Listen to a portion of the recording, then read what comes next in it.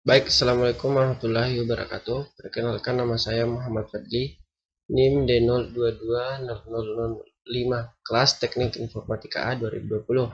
Baik, saya akan menjelaskan tentang materi dari pertemuan 1 sampai 7 sebagai pengganti UTS dari kesehatan dan keselamatan kerja. Baik, langsung saja saya akan menjelaskan. Pertama yaitu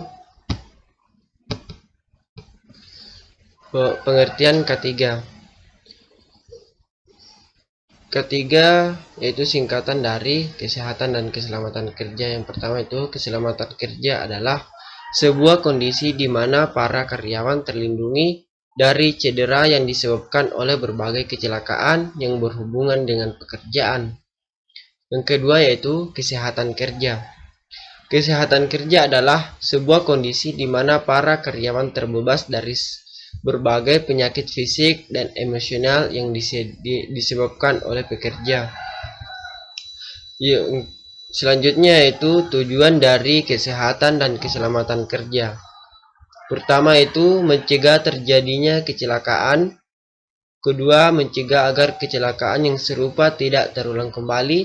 Ketiga, yaitu menjamin pekerja dapat mengembangkan potensi sesuai harkat dan martabatnya sebagai manusia.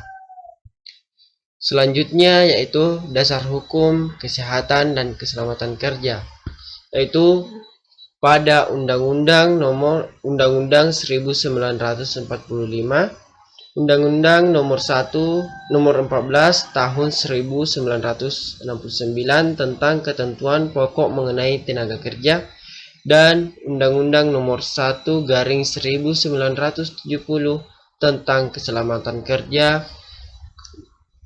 dan Undang-Undang nomor 23/1992 tentang kesehatan, Undang-Undang nomor 3/1992 tentang jaminan sosial tenaga kerja, dan Undang-Undang nomor 18/1999 tentang jasa konstruksi, Undang-Undang nomor 28/2002 tentang bangunan gedung, dan yang terakhir itu Undang-Undang nomor 13/2003 tentang ketenaga kerjaan. Selanjutnya yaitu penyebab kecelakaan. Ada 3 penyebab kecelakaan, yaitu yang pertama, tindakan karyawan tidak aman. Memiliki persentase yaitu 88%. Bagian dari tindakan karyawan tidak aman yaitu tanggung jawab pengawas, tindakan atau kelakuan karyawan. Kedua yaitu kondisi kerja tidak aman, yang mendapatkan persen yaitu 10%. Itu alat atau perlengkapan yang tidak aman. Kedua, keadaan yang tidak aman. Dan yang terakhir yaitu ketiga, di luar kemampuan manusia, itu mencapai 2%, yaitu terjadi karena kehendak Tuhan. Selanjutnya yaitu hazard. Hazard adalah sumber bahaya atau potensi yang dapat menyebabkan kerusakan atau harm. Dan merupakan tingkat bahaya dari suatu kondisi di mana atau kapan muncul sumber bahaya. Ketiga yaitu harm adalah kerusakan atau bentuk kerugian berupa kematian, cedera, sakit fisik atau mental, kerusakan properti, kerugian produksi, kerusakan lingkungan, atau kombinasi dari kerugian yang tadi. Selanjutnya yaitu alat perlindungan diri atau biasa disingkat dengan APD. Alat perlindungan diri adalah pakaian khusus atau peralatan yang dipakai petugas untuk memproteksi diri dari bahaya fisikal, semikal, biologi, atau bahan infeksius atau OSHA-CDC. Selanjutnya yaitu tujuan penggunaan alat perlindungan diri, yaitu melindungi tubuh dari bahaya pekerja yang dapat mengakibatkan penyakit atau kecelakaan kerja. Pertama, meminimalkan akibat kecelakaan kerja atau penyakit akibat kerja. Kedua, meminimalkan gangguan fisik yaitu telinga, mata, kulit, kepala pusing, dan cepat lelah. Yang ketiga yaitu mengamankan tubuh bagian dalam, yaitu berupa jantung, paru-paru, hati, dan ginjal. Selanjutnya yaitu dasar hukum penggunaan alat perlindungan diri, yaitu pada Undang-Undang Nomor 13/2003 tentang Ketenagakerjaan. Nomor 2 yaitu PP Nomor 50/2005 tentang SMK 3. Nomor 3 yaitu Peraturan Menteri Tenaga Kerja Nomor 8/Men/7/2019 tentang alat perlindungan diri atau biasa disingkat dengan APD. Dan yang terakhir yaitu Standar ANSI atau ISEA 289/1029.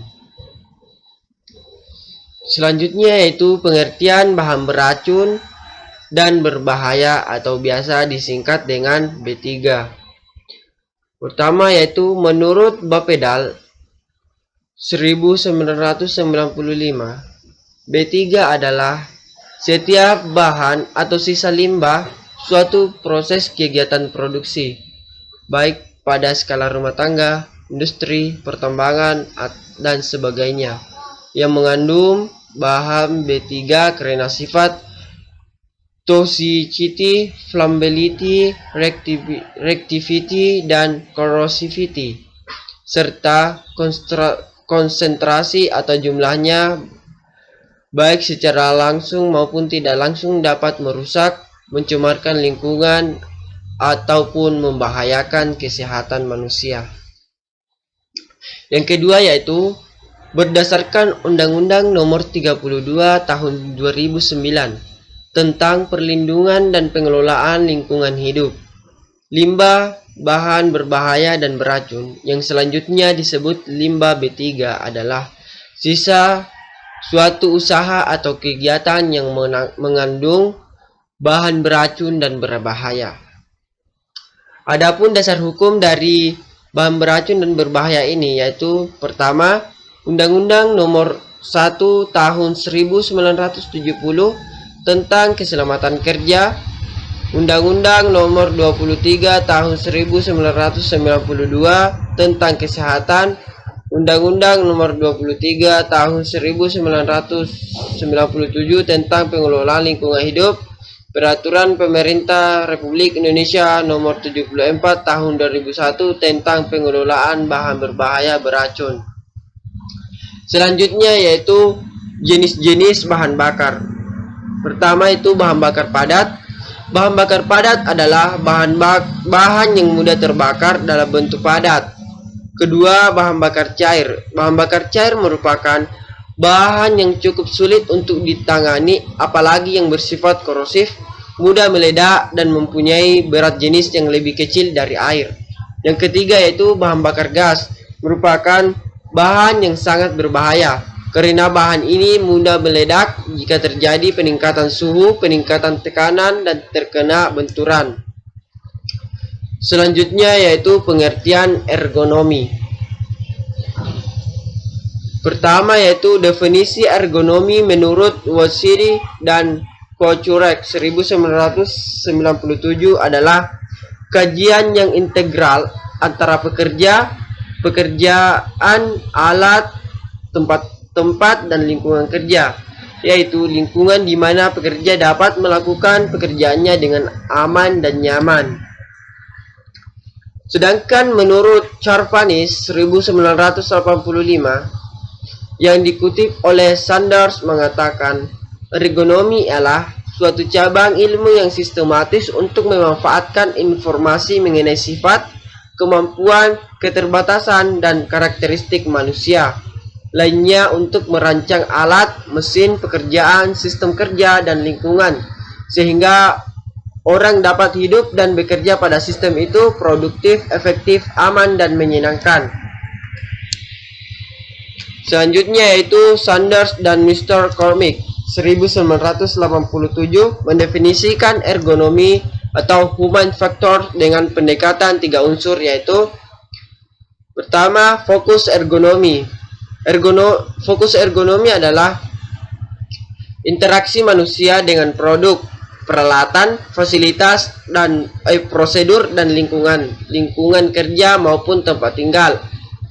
Dalam perencanaan dengan produk, peralatan, fasilitas, prosedur, dan lingkungan, masalah kapabilitas, keterbatasan, dan kebutuhan manusia menjadi pertimbangan utama.